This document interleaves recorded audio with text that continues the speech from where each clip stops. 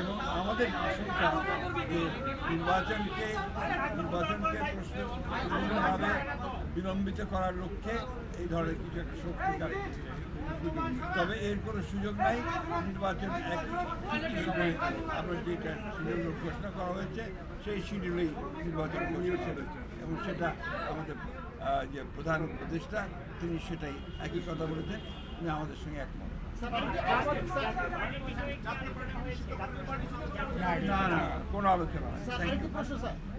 জামাত ইসলাম বলেছেন যে নির্বাচনের একটি নীলনকশা হচ্ছে এবং তারা স্পষ্ট করে অভিযোগ করেছেন যে লন্ডনে একটি দলের নেতার সাথে যখন প্রধান উপদেষ্টা বসে নির্বাচনের দিনক্ষণ চূড়ান্ত করেন তখন বোঝা যায় প্রধান উপদেষ্টা একটি রাজনৈতিক দলের প্রতি দুর্বল। এই অবস্থায় সুষ্ঠু নির্বাচন হওয়ার তারা শঙ্কা প্রকাশ করেছেন, আপনারা কি বলবেন স্যার? এটা একেবারেই অমূলক।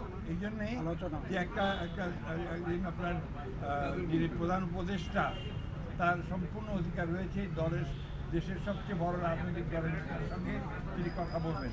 এটা হচ্ছে তার এখতিয়ার, তার নিজস্ব এখতিয়ার এবং সেটা তিনি বলেছেন এবং আলোচনা ফলপ্রসূ হয়েছে। সেটা গোটা দেশবাসী অত্যন্ত আশ্বস্ত হয়েছে এবং নির্বাচন যে ফেব্রুয়ারিতে হবে এ ব্যাপারেও গোটা দেশবাসী অত্যন্ত আশ্বস্ত।